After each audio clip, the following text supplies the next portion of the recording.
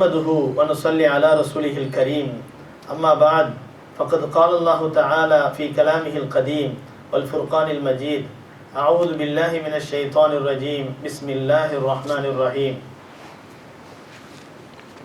والسابقون الأولون من المهاجرين والأنصار والذين اتبعوهم بإحسان رضي الله عنهم ورضوا عنه وأعد لهم جنات تجري تحتها الأنهار خالدين فيها أبدا ذلك الفوز العظيم صدق الله العظيم.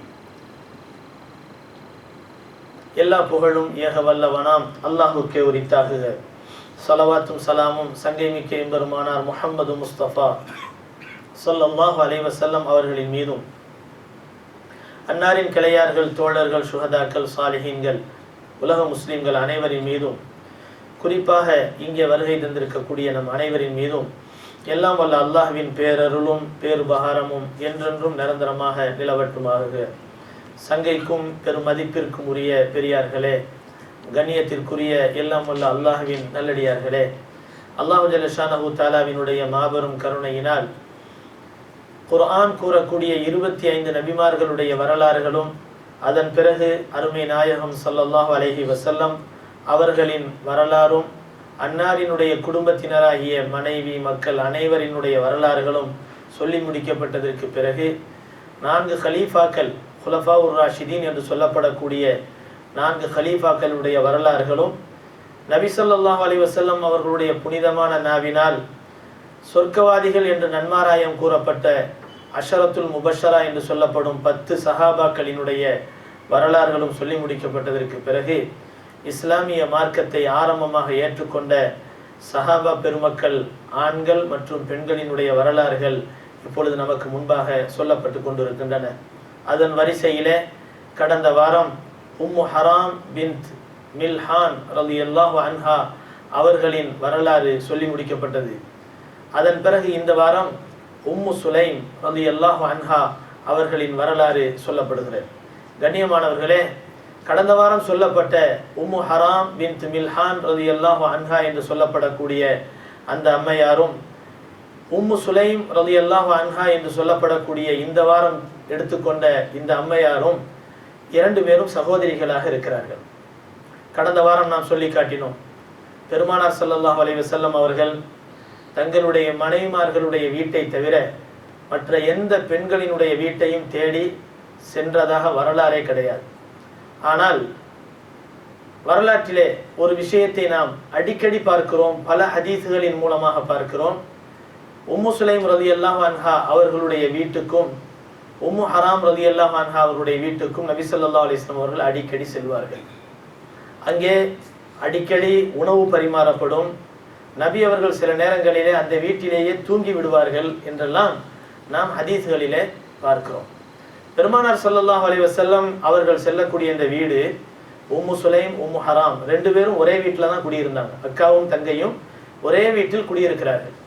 இந்த நேரத்தில் உம்மு ஹராம் உம்மு சுலைம் ரலியல்லாஹு அன்ஹா அவர்களுடைய அந்த 2 அம்மையார்களுடைய வீடு குபா பகுதியிலே இருந்தது. இந்த நேரத்தில் நாம் பார்க்கிறோம், மதீனா நகரத்திலிருந்து ஒரு ஏறக்குறைய 5 அல்லது 4 கிலோமீட்டர் தூரத்தில் இருக்கக்கூடிய குபா பகுதி. அந்த குபா பள்ளி என்பதற்கு, அந்த பள்ளிக்கு கூட நாம் எல்லாம் ஜியாரத்துக்காக செல்லுவோம். ரசூலுல்லாஹி ஸல்லல்லாஹு அலைஹி வஸல்லம் அவர்களுடைய பழக்கம் அடிக்கடி அந்த பள்ளிவாசலுக்கு செல்வார்கள். குறிப்பாக சொல்ல போனால் ஒவ்வொரு சனிக்கிழமையும் நபி ஸல்லல்லாஹு அலைஹி வஸல்லம் அவர்கள் அந்த மஸ்ஜிது குபாவுக்கு செல்வார்கள். நபி ஸல்லல்லாஹு அலைஹி வஸல்லம் உடைய புனிதமான கரத்தால் முதலாக இந்த உலகத்திலே கட்டப்பட்ட பள்ளிவாசல் தான் மஸ்ஜிது குபா என்று சொல்லப்படக்கூடிய அந்த பள்ளிவாசல். அல்லாஹ் தஆலா அந்த குர்ஆனிலே மஸ்ஜிது குபா என்று சொல்லப்படக்கூடிய அந்த புனிதமான பள்ளிவாசலை சிலாகித்து சிறப்பித்து வசனங்களை சொல்லியிருக்கிறான். அது தக்வாவின் மீது அடித்தளமிடப்பட்ட பள்ளிவாசல் என்பதாக அல்லாஹ் மஸ்ஜிது குபாவை பற்றி சொல்லி காட்டுகிறான். அந்த பகுதியிலே வாழக்கூடிய மக்களை பற்றியும் பரிசுத்தத்தை ரொம்ப விரும்பக்கூடியவர்கள் என்பதாகவும் அல்லாஹு தஆலா குர்ஆனிலே சொல்லி காட்டுகிறான். ஆக அந்த பகுதியை பற்றியும் அல்லாஹ் சிலாகித்து கூறுகிறான், அந்த பகுதி மக்களை பற்றியும் அல்லாஹ் சிறப்பித்து கூறுகிறான். அப்படிப்பட்ட பகுதியிலே குடியிருந்தவர்கள் தான் உம்மு சுலைம் உம்மு ஹராம் ரலியல்லாஹு அன்ஹுமா 2 பேரும். கண்ணியமானவர்களே, இவர்கள் அன்சாரி இனத்தை சார்ந்தவர்கள், ஹஸ்ரஜ் என்று சொல்லப்படக்கூடிய கூட்டத்தை சார்ந்தவர்கள். மதீனாவிலே ஒரு பெரிய கிளையினராக வாழ்ந்து கொண்டிருந்தவர்கள் தான் அவுஸ் ஹஸ்ரஜ் என்று சொல்லப்படக்கூடிய கூட்டத்தினர். அதிலே ஹஸ்ரஜ் என்ற கூட்டத்தை சேர்ந்தவர்கள் தான் இந்த 2 பேரும். ஆனால் நாம் கடந்த வாரமே சொல்லி காட்டினோம், ஸல்லல்லாஹு அலைஹி வஸல்லம் அவர்கள் தங்களுடைய மனைவிமார்கள் என்று சொல்லப்படக்கூடிய பெண்களை தவிர மற்ற எந்த பெண்களுடைய வீட்டையும் தேடி சென்றது கிடையாது. அந்த மாதிரி ஒரு வரலாறு கிடையாது, ஹதீஸ் கிடையாது. ஆனால் உம்மு ஹராம், உம்மு சுலைம் ரலியல்லாஹு அன்ஹுமா 2 பேருடைய வீட்டுக்கும் நபி ஸல்லல்லாஹு அலைஹி வஸல்லம் அவர்கள் அடிக்கடி செல்வார்கள் என்ற ஹதீஸை நாம் பல ஹதீஸின் வாயிலாக நாம் பார்க்கிறோம். புகாரிலே வருகிறது, முஸ்லீமிலே வருகிறது, மற்ற பல ஹதீஸ்களிலே வருகிறது. அந்த ஹதீஸை அறிவிக்கக்கூடியவர்கள் யார் என்று சொன்னால் இந்த உம்மு சுலைம் ரலியல்லாஹு அன்ஹா அவர்களுடைய மகனாகிய ஸல்லல்லாஹு அலைஹி வஸல்லம் அவர்களுடைய பணியாளராக காதிமாக இருந்த அனஸ் இப்னு மாலிக் ரலியல்லாஹு அன்ஹு அவர்கள் தான் இந்த ஹதீஸை அறிவிக்கிறாங்க. தன்னுடைய தாயாருடைய வீட்டில் வந்து நபி அவர்கள் தங்குவாங்க அப்படின்ட்டு. அப்போ ரசூலுல்லாஹி ஸல்லல்லாஹு அலைஹி வஸல்லம் அவர்கள் அந்த வீட்டில் போய் தங்குறாங்க அப்படின்னு சொன்னால் அப்போ ஏதோ நபி அவர்களுக்கு ஒரு உறவு இருக்கிறது, ஏதோ ஒரு சொந்தம் இருக்கிறது. நபி அவர்கள் இல்லை என்று சொன்னால் அந்நிய பெண்ணுடைய வீட்டுக்கு செல்லுவதும் அந்நிய பெண்ணுடைய வீட்டை தேடி சென்று அங்கே தங்குவதும் நபி அவர்கள் நிச்சயமாக நடந்து கொள்ளாத ஒரு விஷயமாகும். எந்த அளவிற்கு நபி அவர்கள் தங்களுடைய வாழ்க்கையிலே பெண்கள் விஷயத்திலே ரொம்பவும் பேணுதலானவர்களாக இருந்தார்கள் என்று சொன்னால் ரசூலுல்லாஹி ஸல்லல்லாஹு அலைஹி வஸல்லம், இது நமக்கெல்லாம் தெரியும் இந்த ஹதீஸ். பெருமானார் ஸல்லல்லாஹு அலைஹி வஸல்லம் அவர்கள் ஒரு தடவை இஅ்திகாஃப் இருக்கிறாங்க. அந்த நேரத்தில் அவர்களை சந்திப்பதற்காக அன்னாரினுடைய மனைவி சஃபியா ரலியல்லாஹு அன்ஹா தேடி வர்றாங்க. நபி ஸல்லல்லாஹு அலைஹி வஸல்லம் அவர்கள் அன்னை அவர்களிடத்தில் மஸ்ஜிது நபவியினுடைய வெளியிலே வரக்கூடிய அந்த என்ட்ரன்ஸினுடைய வலது பக்கத்தில் ஒரு ஓரமாக நின்று என்ன செய்கிறாங்க, ரசூலுல்லாஹி ஸல்லல்லாஹு அலைஹி வஸல்லம் அவர்கள் இருட்டு பக்கத்தில் நின்று பேசிக்கிட்டு இருக்கிறாங்க. தொழுகை எல்லாம் முடியுது, இஷாவெல்லாம் முடிஞ்சு தொழுது முடிச்சது போகக்கூடிய சமயத்தில் 2 அன்சாரி சஹாபாக்கள் வெளியே வர்றாங்க. வெளியே வந்து தன்னுடைய வீட்டுக்காக வேண்டி வலது பக்கமாக திரும்புகிறாங்க. அங்கே ரசூலுல்லாஹி ஸல்லல்லாஹு அலைஹி வஸல்லம் அவர்கள் தங்களுடைய மனைவியோடு பேசி கொண்டிருப்பதை பார்க்கிறார்கள். அறிந்து கொள்கிறார்கள் இவர்கள் மனைவிதான் என்று புரிந்து கொள்கிறார்கள். ஆனாலும் ஒரு மரியாதையின் காரணமாக நபி ஸல்லல்லாஹு அலைஹி வஸல்லம் அவர்கள் தங்களுடைய மனைவியோடு பேசி கொண்டிருக்கும் போது அந்த பக்கமாக போவது அவர்களுக்கு இடையூறை தரும் என்ற ஒரு மரியாதையின் காரணமாக நபி ஸல்லல்லாஹு அலைஹி வஸல்லம் அவர்கள் பேசி கொண்டிருந்த அந்த பகுதிக்கு அவர்கள் செல்லாமல் திரும்ப அவர்கள் இடது பக்கமாக திரும்பி என்ன செய்யறாங்க, வேகமாக நடக்க ஆரம்பிக்கிறாங்க. உடனே ரசூலுல்லாஹி ஸல்லல்லாஹு அலைஹி வஸல்லம் அவர்கள் என்ன செய்யல, விடலை அந்த 2 பேரை. உடனே சத்தம் போட்டு கூப்பிடுறாங்க, அந்த 2 பேருடைய பேரை சொல்லி கூப்பிடுறாங்க, இங்கே வாங்க அப்படின்னு. அந்த சஹாபாக்கள் 2 பேரும் நபி அவர்களிடத்துல வர்றாங்க. வந்த உடனே நபி ஸல்லல்லாஹு அலைஹி வஸல்லம் அவர்கள் சொல்லி காட்டுறாங்க, தோழர்களே நான் பேசி கொண்டிருப்பது என்னுடைய மனைவியிடத்திலே தான் என்பதாக சொல்லி காட்டுகிறார்கள். நான் பேசி கொண்டிருப்பது என்னுடைய மனைவியிடத்தில தான் நான் பேசி கொண்டிருக்கிறேன் என்பதாக நபி ஸல்லல்லாஹு அலைஹி வஸல்லம் அவர்கள் சொல்லி காட்டுகிறார்கள். உடனே அதை கேட்ட உடனே சஹாபாக்கள் 2 பேரும் நபி அவர்கள் நம்ம சந்தேகப்படுறோமோ நினைச்சில நம்மள்ட்ட இந்த மாதிரி தன்னிலை விளக்கம் சொல்றாங்க அப்படிங்கிறத புரிஞ்சுக்கிட்டு உடனே ரசூலுல்லாஹி ஸல்லல்லாஹு அலைஹி வஸல்லம் அவர்களை பார்த்து சொல்றாங்க, சுப்ஹானல்லாஹ் யா ரசூலுல்லாஹ், உங்க மேலேயே நாங்கள் சந்தேகப்படுவோம், நாங்கள் அப்படிலாம் ஒன்றும் நினைக்கல யா ரசூலுல்லாஹ் அப்படின்னு சொல்றாங்க. உடனே பெருமானார் ஸல்லல்லாஹு அலைஹி வஸல்லம் அவர்கள் சொல்றாங்க, சஹாபாக்களே நீங்க சந்தேகப்பட மாட்டீங்க, மனிதனுடைய பொதுவான நியதி பொதுவான தன்மை என்னவென்று சொன்னால் ரசூலுல்லாஹி ஸல்லல்லாஹு அலைஹி வஸல்லம் அவர்கள் சொல்லி காட்டுகிறார்கள், இன்ன ஷைத்தான யஜ்ரி மினல் இன்சானி மஜ்ரத் தமி. ஷைத்தான் இருக்கிறானே, ஆதமுடைய மகன் மனிதனுடைய இரத்தம் எங்கெல்லாம் ஓடுகிறதோ அந்த நரம்பு நாடி நரம்புகள் இருக்கிறதே அந்த இரத்த நாளங்களில் எல்லாம் ஷைத்தானும் ஊடுருவி ஓடிக்கொண்டிருக்கிறான். இரத்தம் எங்கெல்லாம் போதோ அங்கெல்லாம் ஷைத்தானும் ஊடுருவி ஓடிக்கொண்டிருக்கிறான். அப்படின்னா என்ன அர்த்தம், ஷைத்தான் உள்ளுக்குள்ளே ஓடிக்கொண்டிருக்கக்கூடிய இந்த சமயத்தில் ஒரு நபியின் மீதோ அல்லது மற்றவர்களின் மீதோ ஏதாவது ஒரு சந்தேகம் வந்துருச்சுன்னு சொன்னால் அந்த ஷைத்தானுடைய ஒரு ஊசலாட்டம் உண்டாகி பலவிதமான பிரச்சனை உண்டாகிறதுக்கு காரணமாயிரும். அதனால தான் நான் என்னை பற்றி விளக்கம் சொன்னேன் என்பதாக ரசூலுல்லாஹி ஸல்லல்லாஹு அலைஹி வஸல்லம் அவர்கள் விளக்கம் சொல்றாங்க. அந்த அளவுக்கு நபியினுடைய வரலாற்று ஏட்டிலே இந்த மாதிரியான கரைகள் எதுவுமே படாத வகையிலே நபி அவர்களுடைய வாழ்க்கையில் வாழ்ந்திருக்கிறார்கள்.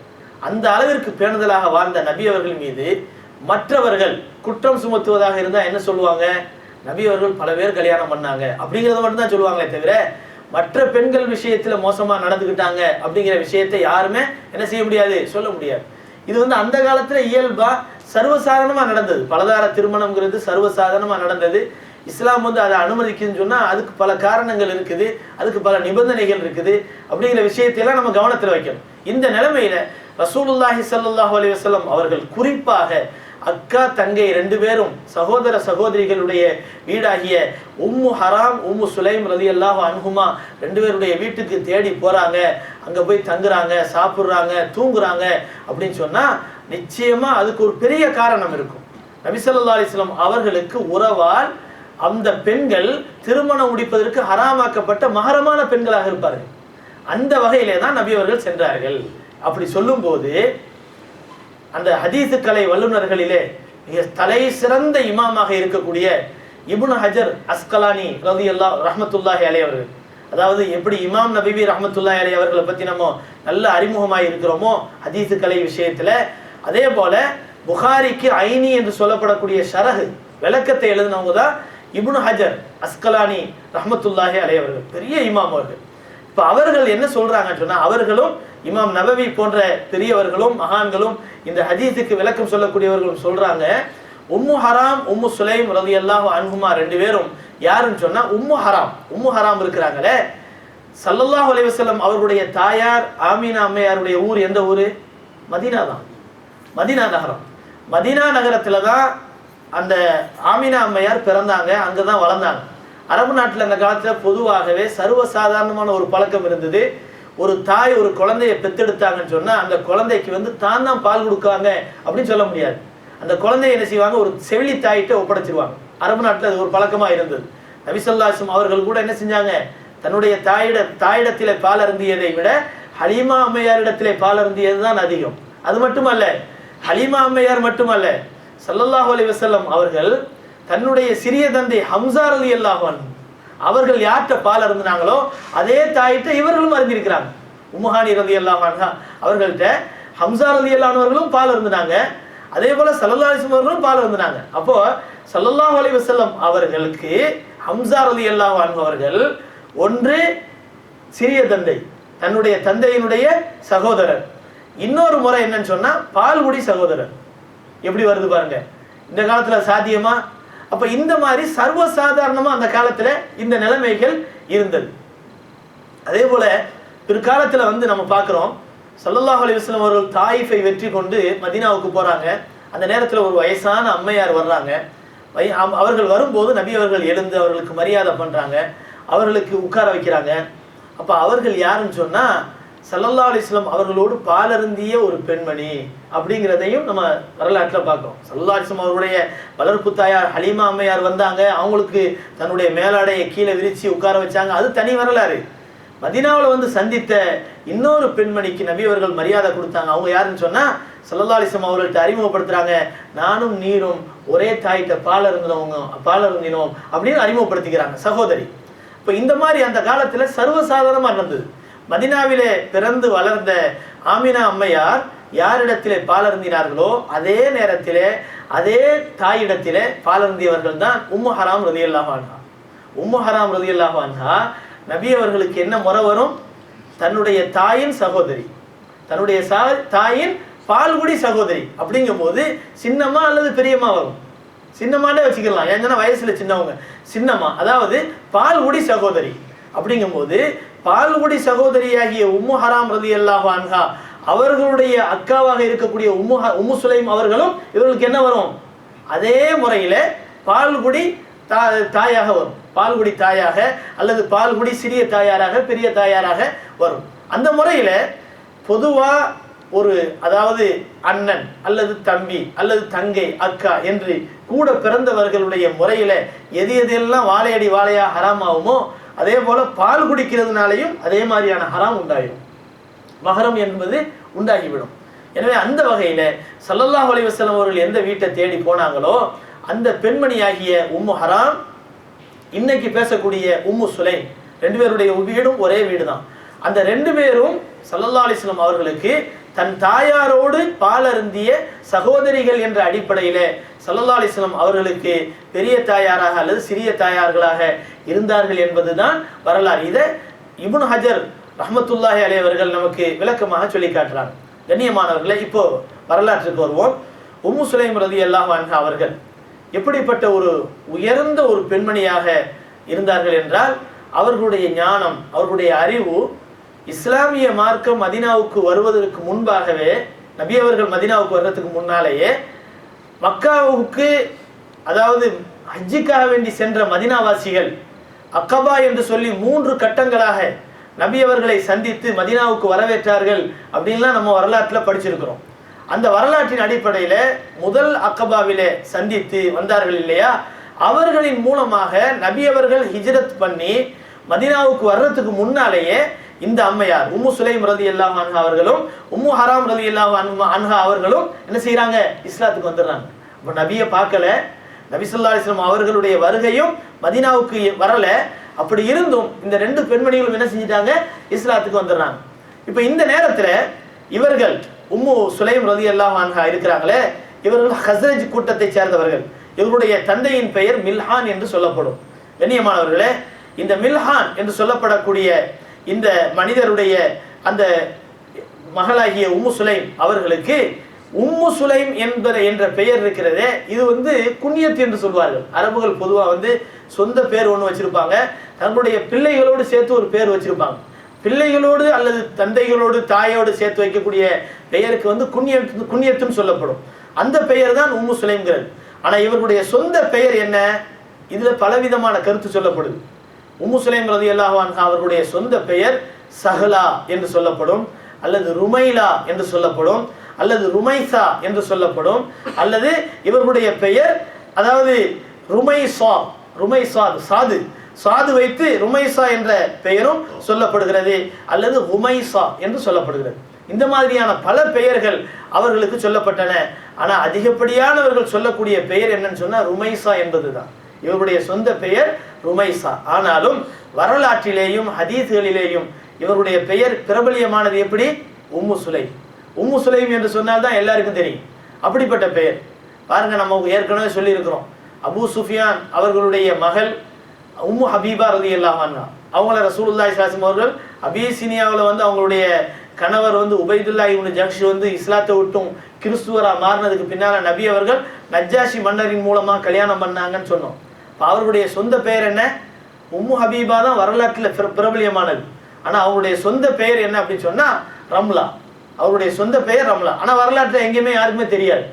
அது மாதிரி இவர்களுடைய பெயர் ருமைசா என்று இருந்தாலும் வரலாற்றிலும் ஹதீஸ்களிலும் இஸ்லாமிய பார்வையிலும் அதிகமாக பேசப்படுவது இவர்களை பற்றி உம்மு சுலைம் என்பதாகத்தான் இவர்களை பற்றி பேசப்படும்.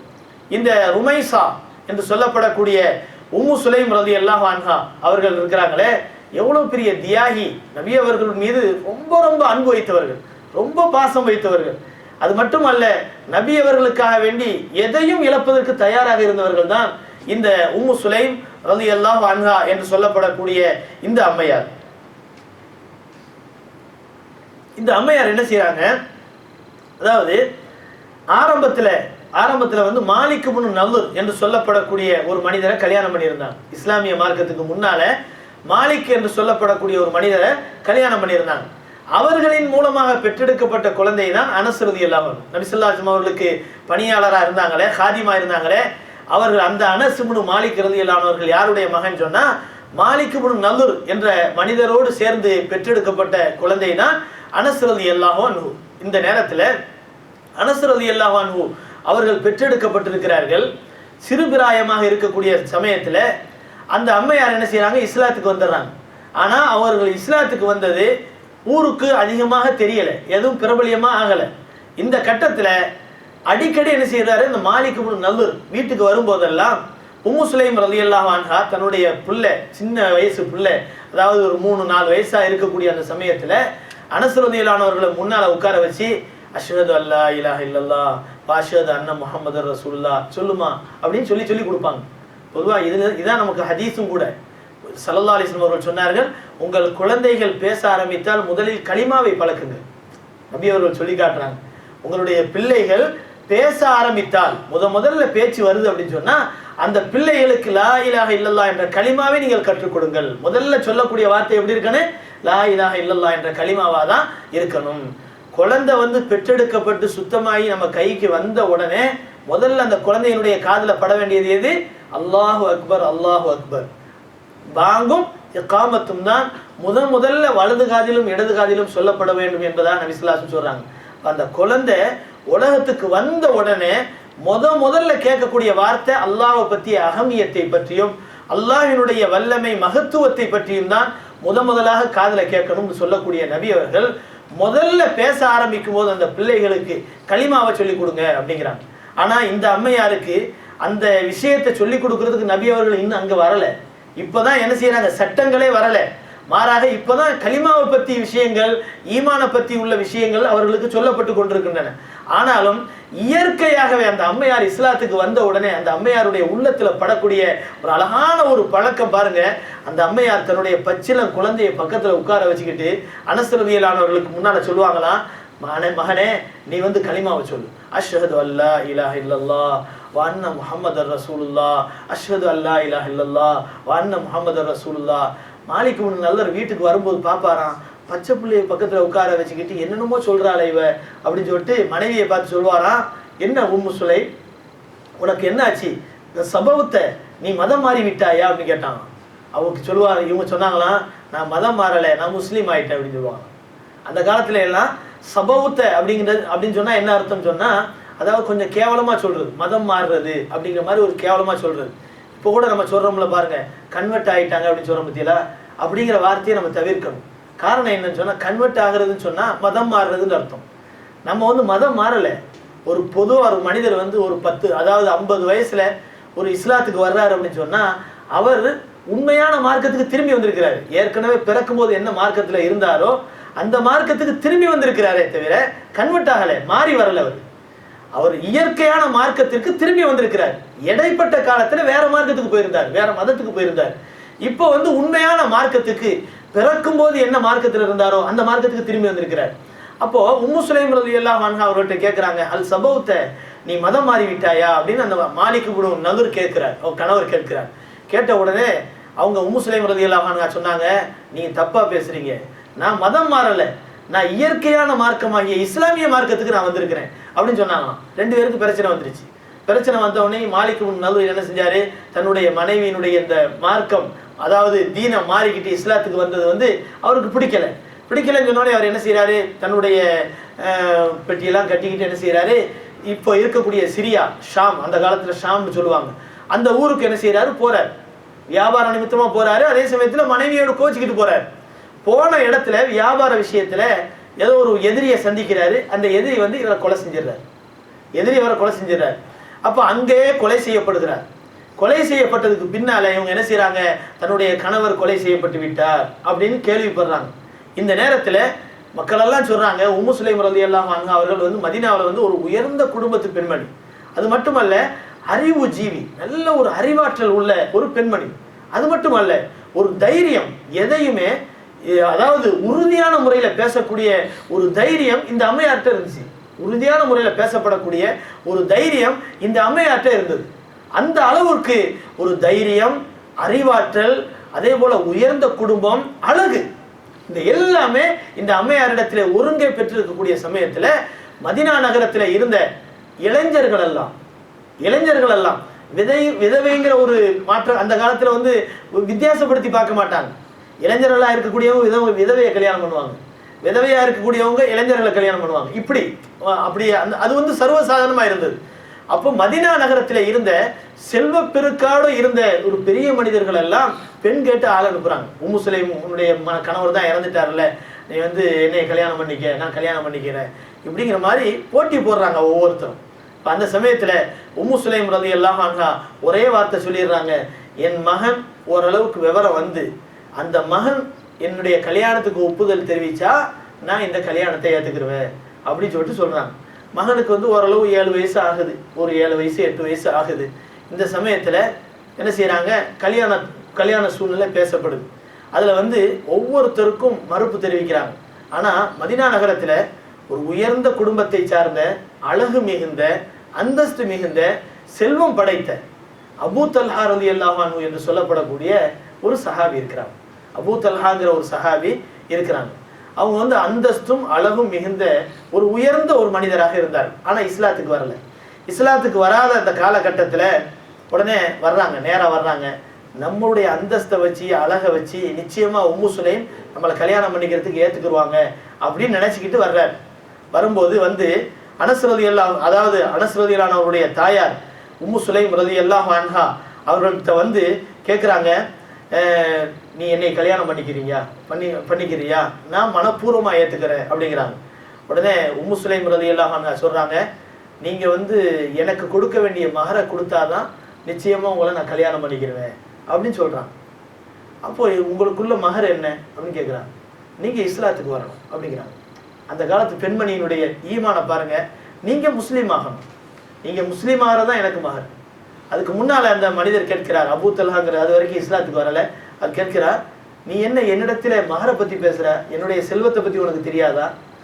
மஞ்சள் நிறம் உனக்கு அதிகமாக தேவையா, வெள்ளை நிறம் அதிகமாக தேவையா அப்படின்னு கேட்குறான். அப்படின்னா என்ன அர்த்தம்? தங்கம் ரொம்ப தேவையா, வெள்ளி உனக்கு தேவையா? என்னிடத்துல எல்லாமே கொட்டி கிடக்குது, அவ்வளோ செல்வம் என்னிடத்துல இருக்குது.